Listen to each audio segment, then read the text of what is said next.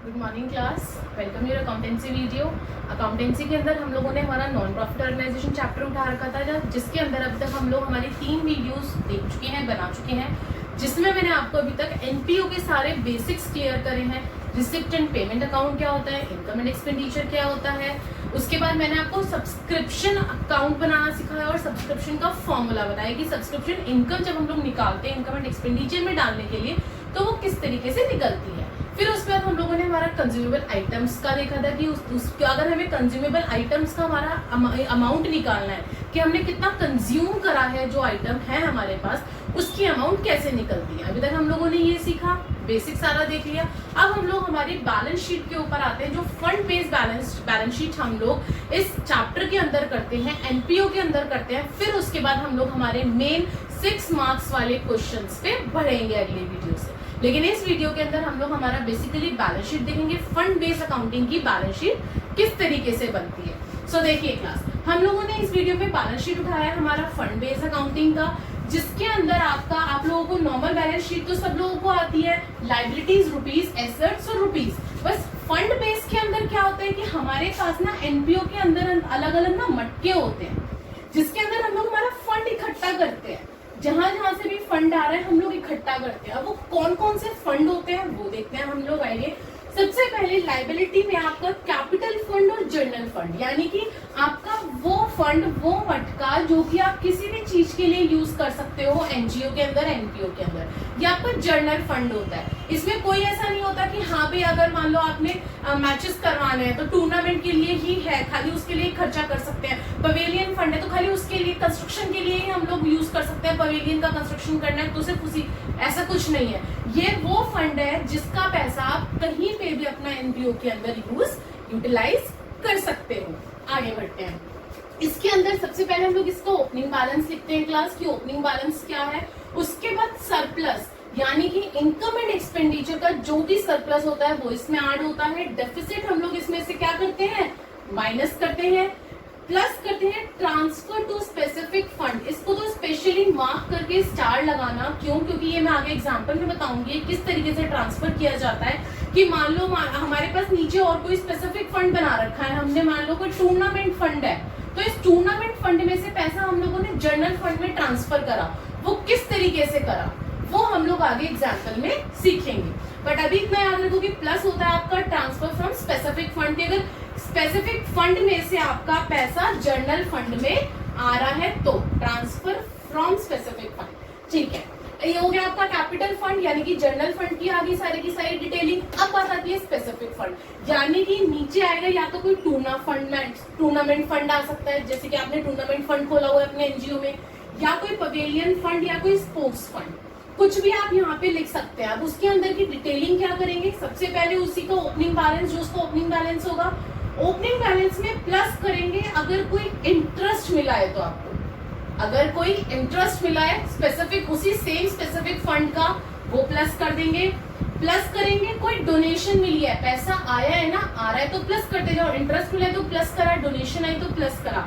लेकिन वहीं पे अगर खर्चा हो गया उसी से रिलेटेड, मान लो मैचेस कराने थे, टूर्नामेंट फंड है आपके पास और आपको मैचेस कराने थे, खर्चा चाहिए, तो क्या होगा, उस फंड में से तो पैसा निकालोगे ना, टूर्नामेंट जो आपका फंड बना हुआ है, तो वो खर्चा हो गया, पैसा चला गया, तो चला गया तो क्या करेंगे, माइनस। जिस तरीके से पैसा यहाँ पे आया स्पेसिफिक फंड से, पैसा हमारा जनरल फंड में आया तो हमने प्लस करा, तो यहाँ से आपके पास गया ना दूसरे फंड में से पैसा, तो उस फंड में से, जिस फंड में से पैसा जाएगा उसमें से माइनस कर देंगे ट्रांसफर टू कैपिटल फंड, यानी कि ये वाला पैसा आपका कैपिटल फंड में ट्रांसफर हुआ है और वो स्पेसिफिक में से माइनस होके आपका जर्नल में प्लस हो जाता है। इसके ऊपर भी स्टार लगा लेना, ये हम लोग अभी आगे एग्जाम्पल में सीखेंगे किस तरीके से। आगे बढ़ते हैं। Other items to be capitalized, और जो जो चीजें कैपिटल नेचर की होती हैं वो आती हैं इसके अंदर। अदर लाइबिलिटीज, और भी बहुत सारी लाइबिलिटी होती है, फॉर एग्जांपल आउटस्टैंडिंग एक्सपेंस है आपका, अनअर्न्ड इनकम है, ये सारी चीजें लाइबिलिटी होती है ना, तो ये सब भी आपकी लाइबिलिटी साइड में आ जाती है। मेन तो मुझे यहाँ पे आपको ये 2 चीजें बतानी थी, बाकी तो पूरी लाइबिलिटी है। आप लोगों को पता है 11th क्लास में आप लोग बैलेंस शीट सीख कर आए कि लाइबिलिटी में क्या क्या आता है, लेकिन मेन जो इस चैप्टर के अंदर था वो एक आपका जनरल फंड और एक स्पेसिफिक फंड था। वहीं पे मैं बात करूं एसेट्स की, तो एसेट्स में भी फंड बेस्ड अकाउंटिंग में कुछ आइटम्स हैं जो नए हैं, बाकी जो नॉर्मल एसेट्स है वो तो आएगी ही आएगी। For example specific fund investment, अब आपको इन्वेस्टमेंट मिली है, स्पेसिफिक फंड की है वो, तो वो आ जाएगी यहाँ पे। बिल्डिंग और पवेलियन, यानी कि कोई भी एसेट्स अगर अंडर कंस्ट्रक्शन चल रही है, तो अगर कोई भी मान लो कि आपकी बिल्डिंग है वो कंस्ट्रक्शन में है, तो वो कहाँ, वो आपकी एसेट्स ही तो हुई ना। अब ये थोड़ी है कि आपने पूरी बिल्डिंग बना ली तो वो ही सिर्फ आपकी एसेट्स कहलाती है। अगर आधी भी बिल्डिंग बना के छोड़ रखी है आपने, वो भी तो आपकी एसेट्स के अंदर ही आएगी, आखिरकार होती तो बिल्डिंग एसेट्स ही है। तो बिल्डिंग या पवेलियन या कोई भी एसेट्स अगर कंस्ट्रक्शन के अंदर चल रही है तो वो भी एसेट्स है। कैश और बैंक बैलेंस आपका एसेट्स है। अदर एसेट्स प्रीपेड एक्सपेंसेस हो गए, एक्रूड इनकम हो गए, ये सारे आपके एसेट्स में आते हैं। ये तो आई होप कि आप लोगों को पता होगा कि ये चीजें आपकी एसेट्स होती है, जो हम लोग 11th क्लास से अपनी बैलेंस शीट पढ़ते आ रहे हैं। इसमें आपका मेन ये दो चीजें थी, स्पेसिफिक फंड इन्वेस्टमेंट और बिल्डिंग और any assets that is your under construction. ये क्लियर हो गया। अब हम लोग हमारे इसी फॉर्मेट के बेस पे एग्जाम्पल्स उठाते हैं, एग्जाम्पल्स देखते हैं। आई होप कि फॉर्मेट आप लोगों ने अपना उतार लिया होगा, क्योंकि इसी के बेस पे हम लोग हमारे एग्जाम्पल करेंगे। यस क्लास, पहला एग्जाम्पल देखते हैं हम लोग हमारा। ये एग्जाम्पल आपको बुक में नहीं मिलेगा, कहीं नहीं मिलेगा, इसलिए ध्यान से सुनना ये एग्जाम्पल आप, कि इस एग्जाम्पल के अंदर किस तरीके से मैंने आपको आपकी balance sheet fund based accounting की क्लियर कर रखी है। आइए क्लास, सबसे पहले आपको दे रखा है ओपनिंग बैलेंस कैपिटल फंड का, यानी कि आपके पास एक मटका है जिसके अंदर आपने कैपिटल फंड का पैसा आपके पास है, और जो कि आपके पास कितना है, 1 लाख रुपए है। ठीक है। ओपनिंग पवेलियन फंड, अभी दूसरा मटका है जो कि आपका किसका है, पवेलियन फंड का मटका है। इसके अंदर स्टार्टिंग में कितना पैसा है, 6 लाख रुपए है। इसके अंदर अभी आपके पास स्टार्टिंग में 1 लाख रुपए है। ओपनिंग टूर्नामेंट फंड, एक तीसरा मटका और एक क्लास, जो कि आपका कौन सा है, टूर्नामेंट फंड है। इसके अंदर आपके पास स्टार्टिंग में पैसा है 2 लाख रुपए। ठीक है। इस बार आपके 3 फंड है, तो आपको क्या करना है, कुछ नहीं करना, सीधा सीधा लायबिलिटी और एसेट्स करके अपना बैलेंस शीट बनाइए। बैलेंस शीट बना के जैसे जैसे मैं रेड पेन से मार्क करती जा रही हूँ वो स्टेप्स आपको फॉलो करने हैं। सबसे पहले आपको कैपिटल फंड, पवेलियन फंड और टूर्नामेंट फंड, सिर्फ ये 3 चीजें लिख के छोड़ देना है। कैपिटल फंड लिखना है, उसके बाद थोड़ा सा स्पेस छोड़ देना, पवेलियन फंड लिखना है, स्पेस छोड़ देना, और फिर तीसरा टूर्नामेंट फंड लिखना है, उसके लिए स्पेस छोड़ देना, क्योंकि अंदर की कैलकुलेशंस जो है वो हम लोग बाद में क्वेश्चन पढ़ते पढ़ते करेंगे।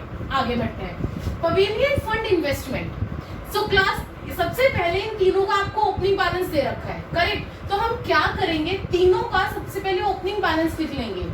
कैपिटल फंड का कितना दे रखा है, 1 लाख मैंने लिख लिया। पवेलियन फंड का कितना दे रखा है, 6 लाख मैंने लिख लिया। टूर्नामेंट फंड का कितना दे रखा है, 2 लाख मैंने लिख लिया। सबसे पहले ओपनिंग बैलेंस आता है, सबका लिख लिया। उसके बाद हम आगे क्वेश्चन पढ़ेंगे।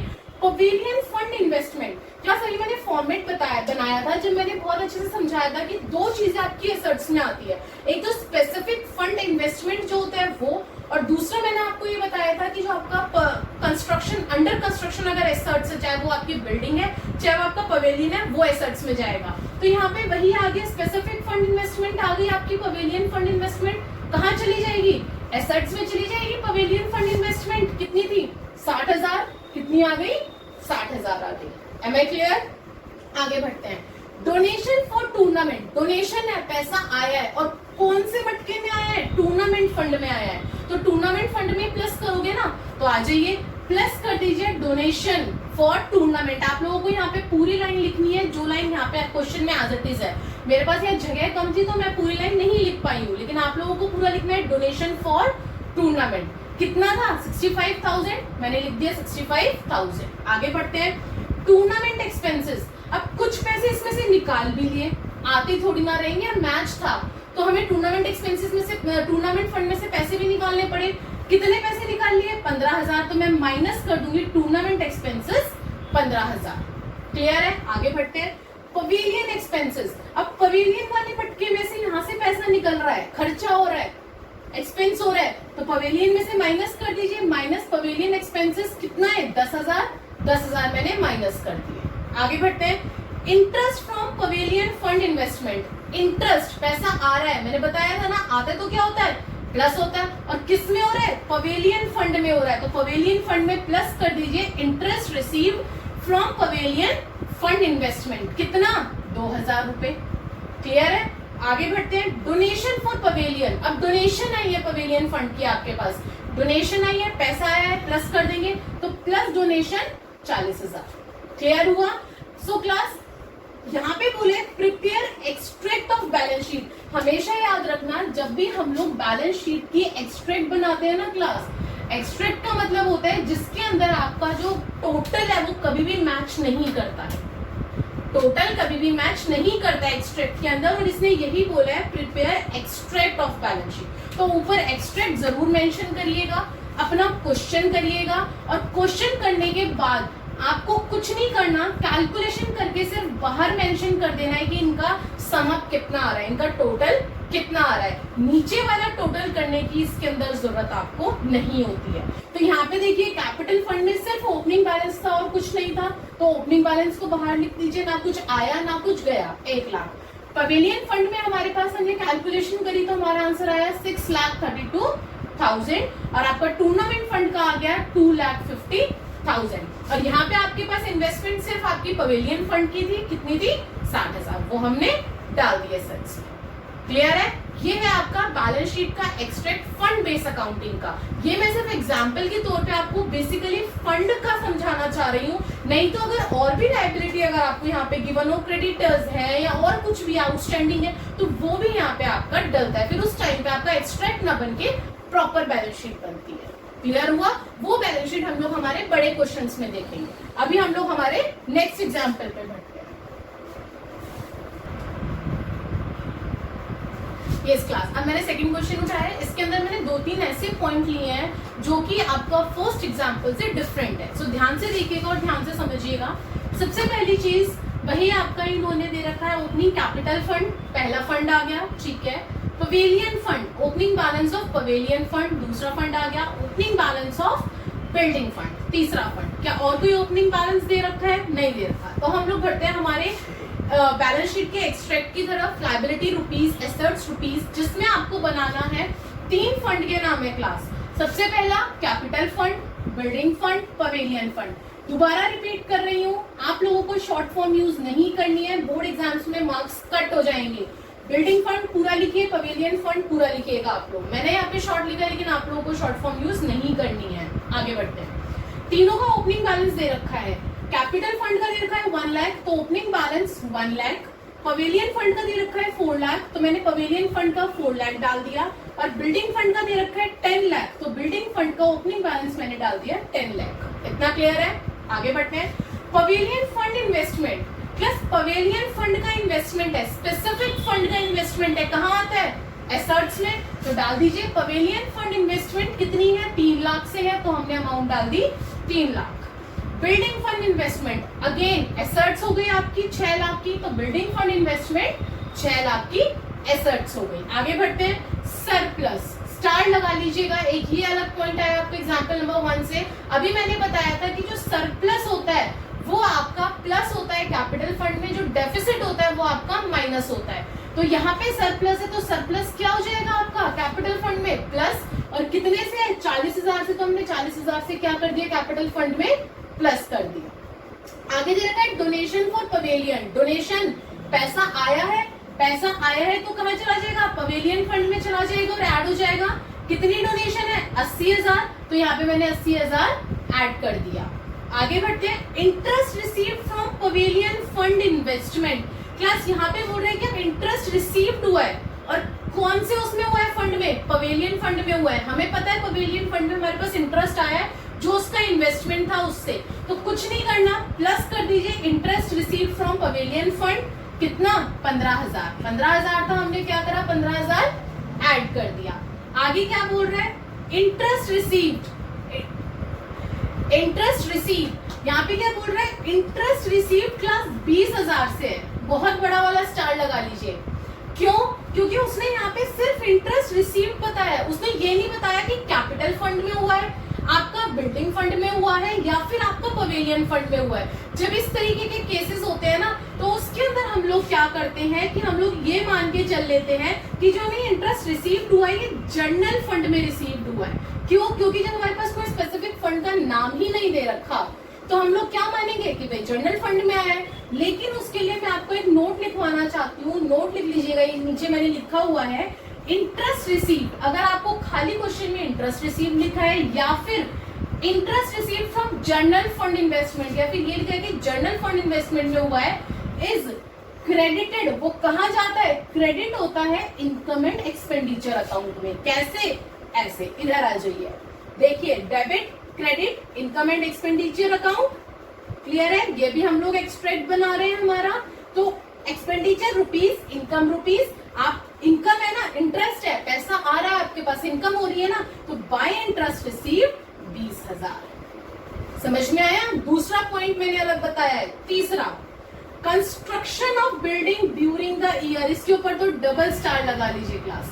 बहुत इंपॉर्टेंट पॉइंट है जो मैं आप लोगों को फॉर्मेट में स्टार्टिंग में समझा रही थी, ट्रांसफर फ्रॉम स्पेसिफिक फंड और ट्रांसफर टू कैपिटल फंड, वो उसके लिए आप लोगों के लिए बेनिफिशियल पॉइंट है। वो चीज हम लोगों को इस पॉइंट के अंदर करनी है। कैसे करनी है, ध्यान से देखो। कंस्ट्रक्शन मैंने बताया था, कंस्ट्रक्शन चाहे बिल्डिंग का हो चाहे पवेलियन फंड का हो, कहाँ आता है, एसेट्स में आता है। तो मैं यहां डाल दूंगी कंस्ट्रक्शन ऑफ बिल्डिंग, मैंने यहां डाल दी कंस्ट्रक्शन ऑफ बिल्डिंग। और कितने से हो रही है कंस्ट्रक्शन ऑफ बिल्डिंग, कितने से हो रही है, 2,50,000 से। तो 2,50,000 डाल दिया मैंने यहाँ पे कंस्ट्रक्शन में, समझ में आई। लेकिन ये इसका पहला स्टेप था। इसका सेम पॉइंट का दूसरा स्टेप ध्यान से सुनना। अगर आप बिल्डिंग बना रहे हो क्लास, आपने बिल्डिंग बनाई, पैसा कहां से लोगे, पैसा कहां से लोगे भाई, बिल्डिंग फंड में से ही तो लोगे। बिल्डिंग बना रहे हो तो बिल्डिंग फंड में से पैसा आएगा। तो ये यहाँ पे जब हम करते हैं ना, जब ये हम लोग पैसा यहाँ पे डालते हैं एसेट्स में, वो तो आपकी एसेट्स होगी जो आधी बिल्डिंग बनी, लेकिन पैसा कहां से गया, बिल्डिंग फंड में से गया। तो यहाँ डालेंगे ट्रांसफर टू कैपिटल फंड, जो पैसा हम लोगों को कैपिटल फंड में ट्रांसफर करना है। यहां से निकल गया तो यहां से हमने 2.5 लाख माइनस कर दिए, ठीक है। और कहाँ आया, कैपिटल फंड में आया। तो कैपिटल फंड में हमने क्या करा, प्लस कर दिया, जो कि पैसा ट्रांसफर हुआ है कहां से, फ्रॉम बिल्डिंग फंड। कहां से आया है पैसा, बिल्डिंग फंड से आया। और कितना आया है, 2,50,000। समझ में आई बात। 3 स्टेप है इसके। अब इन केस मान लो यहाँ पे कंस्ट्रक्शन ऑफ बिल्डिंग ना होगी, कंस्ट्रक्शन ऑफ पवेलियन होता, तो क्या करते, तब हम लोग ये जो हमने ट्रांसफर कैपिटल फंड में बिल्डिंग से कराए ना, वो ट्रांसफर हम कहां से करते, पवेलियन फंड से करते। और कहां करते, हमारा कैपिटल फंड में करते। क्लियर हुआ आपको। आगे बढ़ते हैं। नेक्स्ट पॉइंट बोल रहे हैं पवेलियन एक्सपेंसेस। अब पवेलियन से खर्चा हुआ है, जो पवेलियन का मटका है उसमें से पैसा निकल गया। पैसा निकल गया तो क्या होगा, माइनस होगा। और किस में से होगा, पवेलियन फंड में से होगा। तो मैंने माइनस कर दिया, कितना था, 6,000। तो 6,000 मैंने माइनस कर दिए। अब हम लोग क्या करेंगे, आगे और कोई हमें गिवन नहीं थी कोई भी चीज, तो हम लोग क्या करेंगे, इसकी कैलकुलेशन करनी स्टार्ट कर देंगे। सबसे पहले कैपिटल फंड की करी मैंने 3,90,000, बिल्डिंग फंड की करी 7,50,000 और पवेलियन फंड की मैंने सारी कैलकुलेशन करी, मेरे आए 4,89,000। और इधर से इन लोगों की, इनकी कोई कैलकुलेशन एंड की नहीं होती, इनकी अपने आप में पूरी बाहर कैलकुलेशन हो रखी है। क्लियर हुआ। तो इस क्वेश्चन में, इस एग्जाम्पल में मैंने 3 चीजें आपको समझाई हैं, दोबारा बता देती हूँ। एक तो सरप्लस वाला नया पॉइंट बताया मैंने आपको, दूसरा मैंने आपको इंटरेस्ट रिसीव्ड का बताया। अगर जर्नल फंड इन्वेस्टमेंट में भी हो रहा है या खाली इंटरेस्ट रिसीव्ड है तो हम लोग कहाँ डालते हैं, इनकम एंड एक्सपेंडिचर में। और तीसरी चीज मैंने आपको कंस्ट्रक्शन की बताई। कंस्ट्रक्शन ड्यूरिंग द ईयर आपका क्या होगा, पहला स्टेप आपका वो एसेट्स में जाएगा, दूसरा स्टेप जिस फंड की बात हो रही है, जिस चीज का हो रहा है कंस्ट्रक्शन, उसमें से माइनस होके आपका जर्नल फंड में ट्रांसफर हो जाएगा वो पैसा, उसमें प्लस कर देंगे। आई होप कि आपको ये एग्जांपल समझ आया होगा। एक लास्ट एग्जांपल और देखो ताकि आपको और अच्छे से क्लियर हो जाएगी बैलेंस शीट। यस क्लास, अब हम लोग हमारा थर्ड एग्जांपल उठाते हैं। इसके अंदर भी मैंने 2 पॉइंट ऐसे लिए हैं जो अब तक 2 एग्जांपल करे हैं उससे अलग है, लेकिन आपको समझ में आना चाहिए, मेन बात ये है। तो थर्ड एग्जांपल, इसमें हमारे टोटल कितने फंड हैं, हमें बैलेंस शीट में कितने फंड डालने हैं वो देखने हैं। आ जाइए। सबसे पहले ओपनिंग बैलेंस दे रखा है हमें कैपिटल फंड का, नंबर 1। उसके बाद दे रखा है टूर्नामेंट फंड का, नंबर 2। उसके बाद दे रखा है पवेलियन फंड का ओपनिंग बैलेंस, नंबर 3। उसके बाद आई थिंक नहीं और कोई ओपनिंग बैलेंस आपको गिवन नहीं है। तो यानी कि आपके 3 ओपनिंग बैलेंस गिवन है। पहला आपका कैपिटल फंड का, टूर्नामेंट फंड का और पवेलियन फंड का। ठीक है, हम लोग हमारे बैलेंस शीट पे आते हैं। एक्सट्रैक्ट पे लायबिलिटी रुपीज, एसेट्स रुपीज। सबसे पहले मैंने कैपिटल फंड लिखा, थोड़ी सी जगह छोड़ी, टूर्नामेंट फंड लिखा, थोड़ी सी जगह छोड़ी, पवेलियन फंड लिखा, उसके बाद नीचे जगह छोड़ दी। क्लियर है? आगे बढ़ते हैं हमारे क्वेश्चन की तरफ। पहले तीनों का हम लोग ओपनिंग बैलेंस डालेंगे क्लास। कैपिटल फंड का 3 लाख, तो opening balance 3 lakh. Tournament fund का 50,000, टूर्नामेंट फंड का ओपनिंग बैलेंस 50,000। पवेलियन फंड का 2,50,000, पवेलियन फंड का बैलेंस 2,50,000। क्लियर है? आगे बढ़ते हैं। Donation for tournament, plus donation मिली है टूर्नामेंट के लिए, तो टूर्नामेंट फंड में प्लस कर देंगे। आ जाइए, टूर्नामेंट फंड में प्लस कर दिया डोनेशन। कितनी रिसीव हुई है? 15,000 की, तो मैंने क्या करा, 15,000 प्लस कर दिया टूर्नामेंट फंड में। कंस्ट्रक्शन ऑफ पवेलियन, फिर वही आ गया। पिछले एग्जाम्पल में बड़ा बड़ा 2 और स्टार बनाऊंगी क्लास, बहुत इंपॉर्टेंट पॉइंट है। पिछले क्वेश्चन में कंस्ट्रक्शन हो रही थी बिल्डिंग की, इस बार क्वेश्चन में कंस्ट्रक्शन हो रही है पवेलियन की। कुछ नहीं करना, सबसे पहले स्टेप आपका ये क्या है, एसेट्स है, पवेलियन अंडर कंस्ट्रक्शन, कितने से? 1,20,000, तो 1,20,000 मैंने एसेट्स में डाल दिए। दूसरा स्टेप, जिस फंड के अंदर आता है उस फंड के अंदर माइनस करना है, ट्रांसफर कर देंगे माइनस करके, किसमें? जर्नल फंड या कैपिटल फंड में। जर्नल फंड और कैपिटल फंड, इसके दोनों नाम होते हैं। क्लियर है? इसके दोनों नाम होते हैं। तो ट्रांसफर कर देंगे हम अपना जर्नल फंड में, कितने? 1,20,000, तो 1,20,000 हमने माइनस कर दिया। और जब ये ट्रांसफर करा तो कहाँ जाके प्लस हो गया? ये आपका जर्नल फंड में।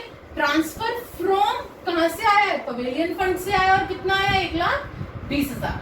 क्लियर है? ये आपका स्टेप नंबर 3 है, और यहाँ पे आपका स्टेप नंबर 2 था। आगे बढ़ते हैं। टूर्नामेंट एक्सपेंसेस, अब खर्चे आ गए टूर्नामेंट के, कोई बात नहीं, माइनस कर देते हैं टूर्नामेंट फंड में से। टूर्नामेंट के खर्चे कितने हैं? 82,000, तो 82,000 मैंने माइनस कर दिए। आगे बढ़ते हैं। Interest received from journal fund investment, class interest receive करा और जर्नल फंड गए। अभी मैं पिछले एग्जांपल में आपको बताकर आई हूँ, स्टार मार्क करिए, कि जब भी हमें जर्नल फंड का इन्वेस्टमेंट मिलता है, इंटरेस्ट मिलता है, या फिर नॉर्मल क्वेश्चन में लिखा है इंटरेस्ट रिसीव, तो हम किस में डालते हैं? इनकम एंड एक्सपेंडिचर अकाउंट में डालते हैं। और इस क्वेश्चन में बोला भी है आपको that prepare income and expenditure और बैलेंस शीट एक्सट्रैक्ट, दोनों चीजें बनानी है हमें। तो इनकम एंड एक्सपेंडिचर की तरफ आ जाते हैं हम लोग। हमने इनकम एंड एक्सपेंडिचर बनाया, डेबिट क्रेडिट एक्सपेंडिचर और इनकम। तो कहाँ डालते हैं हम लोग इंटरेस्ट रिसीव जो होता है जर्नल फंड में? क्रेडिट साइड यानी कि इनकम साइड। तो बाय इंटरेस्ट रिसीव कितने से हो गया? 1,500 से हो गया। समझ में आई? आगे बढ़ते हैं। Journal fund investment, journal fund है, जर्नल फंड इन्वेस्टमेंट है ना। इन्वेस्टमेंट क्या होती है? एसेट्स होती है। तो जर्नल फंड इन्वेस्टमेंट कहाँ आ गई आपकी? एसेट्स में। कितने से? 20,000 रुपए से। क्लियर हुआ? तो ये था आपका। अब इसकी क्या कैलकुलेशन, हम लोग क्या करेंगे? अब हम लोग इसकी कैलकुलेशन करेंगे क्लास। कैलकुलेशन करने में क्या आएंगे? तो सबसे पहले आपके यहाँ पे इनकम एंड एक्सपेंडिचर था। इनकम एंड एक्सपेंडिचर के अंदर अब आपको ये देखना है कि आपका सरप्लस निकलता है डेफिसिट। लेकिन उससे पहले आपको एक चीज नोटिस में लानी है क्लास, क्या कि आपका जो टूर्नामेंट फंड है वो तो आप देख के भी समझ जाओगे नेगेटिव आ रहा है। अब इस नेगेटिव पोर्शन का आप क्या करोगे क्लास? नेगेटिव पोर्शन को यहाँ से कट करके हम लोग हमेशा नील लिखते हैं। क्यों? क्योंकि बैलेंस शीट में कभी भी हम लोग नेगेटिव अमाउंट शो नहीं करते। एम आई राइट? जब नेगेटिव अमाउंट हम लोग शो नहीं करेंगे बैलेंस शीट में, तो उस केस में हम लोग क्या करते हैं कि हमारे पास अब फंड में पैसा ही नहीं है, मटके में पैसे ही नहीं है। और जब पैसे नहीं होते ना क्लास, तो वो पैसा हम लोग कहाँ से यूटिलाइज करते हैं? हमारे एक्सपेंडिचर से। कहाँ से निकाल लेते हैं वो? इनकम एंड एक्सपेंडिचर में एक्सपेंडिचर से। तो 17,000 रुपए आपके कहाँ आ गए? यहाँ पे आ जाएंगे इनकम एंड एक्सपेंडिचर में, एक्सपेंडिचर में टूर्नामेंट एक्सपेंस के नाम से। और कितनी अमाउंट आ गई आपकी? 17,000, जितना कि आपका यहाँ पे नेगेटिव। अब जब हम नॉर्मल बैलेंस शीट बनाते हैं, आप लोगों ने देखा होगा कि जब हमारा बैलेंस बचता है, अगर वो नेगेटिव आते तो हम लायबिलिटी में उसे बैंक ओवरड्राफ्ट के नाम से डाल देते हैं। यही करते हैं ना नॉर्मल बैलेंस शीट में। उसी तरीके से यहाँ पे हम लोगों ने करा है। क्या अगर हमारा इनकम एंड एक्सपेंडिचर था तो पहले मैंने कैपिटल फंड की कैलकुलेशन नहीं करी। क्यों? क्योंकि मुझे ये देखना है कि मेरा सरप्लस बचेगा या डेफिसिट, एक चीज तो जरूर बचेगी, और जो भी बचेगी वो मेरी कैपिटल फंड में प्लस या माइनस होगी। तो मान लो कि ये भी मैंने कैलकुलेशन करी ही नहीं है। दूसरे नंबर में मैं टूर्नामेंट फंड पे आई, और जब टूर्नामेंट फंड पे आई मैंने देखा तो मेरी कैलकुलेशन नेगेटिव आ रही थी क्लास। और नेगेटिव हम लोग बैलेंस शीट में डाल नहीं सकते, चाहे वो एक्सट्रैक्ट बनाओ चाहे आप नॉर्मल बनाओ। तो क्या करोगे? जब भी नेगेटिव आएगा उठा के जितनी अमाउंट नेगेटिव आई हमने क्या कर दिया, हमारा एक्सपेंडिचर में से उतना पैसा निकाल लिया। 17,000 था, 17,000 डाल दिया। क्लियर है? आगे बढ़ते हैं। क्या पवेलियन फंड का भी नेगेटिव आ रहा है? नहीं, पवेलियन फंड का हमारा नॉर्मल आ रहा था 1,30,000। अब हम लोग क्या करेंगे, जब हमने 17,000 यहाँ डाल दिया, हमारा इंटरेस्ट हमने रिसीव करा था 1500, तो हम लोग देखेंगे हमारा इनकम एंड एक्सपेंडिचर क्लोज करेंगे तो डेबिट साइड हमारी 17,000 आ रही थी, दोनों साइड 17,000 लिख दिया क्योंकि बड़ी साइड लिखते हैं, और माइनस करा 17,000 में से मैंने कितना 1500, तो मेरा डेफिसिट बचा क्लास 15,500। कितना डेफिसिट बचा 15,500। तो ये डेफिसिट अब आपका कहां चला जाएगा, कैपिटल फंड में। जब सरप्लस प्लस होता है तो डेफिसिट क्या होगा, माइनस होगा। तो इस डेफिसिट को मैंने माइनस करा 15,500 से। अब आप कैपिटल फंड की कैलकुलेशन कर सकते हैं। तो याद रखना, चाहे एक्सट्रिप की बैलेंस शीट हो चाहे आप नॉर्मल करें, कैपिटल फंड का आप हमेशा लास्ट में ही टोटल करना, क्योंकि ये हो सकता है कि कोई आपकी अमाउंट ऐसी है जो नेगेटिव है, जो कि आपको इनकम एंड एक्सपेंडिचर के अंदर डालनी पड़ जाए, और उसी में से आपको फिर अपना सरप्लस और डेफिसिट डालना। सो क्लास, यहाँ पे आपका ये क्वेश्चन खत्म, टोटलिंग हम करते नहीं है। आज की वीडियो के अंदर मैंने आप लोगों को बेसिकली बैलेंस शीट का ही आपको पूरा फॉर्मेट बताना था कि फंड बेस जब आपके सामने आ जाएंगी इस तरीके की चीजें, बैलेंस शीट में जो डालते हैं वो तो डालते हैं लायबिलिटी और एसेट्स, उसके अलावा अगर आपके पास इस तरीके से फंड की चीजें आ गई तो आप कैसे कैलकुलेट करोगे। मेन मेरा मोटिव आज की वीडियो का यही था कि ये चीजें मैं आपको बता सकूं। और लाइक और शेयर जरूर करना वीडियो को, और चैनल को सब्सक्राइब करना, ताकि अब जो आगे इंपॉर्टेंट क्वेश्चंस हम लोग इस चैप्टर के करने वाले हैं क्लास, वो आप तक पहुंच सके। Thank you.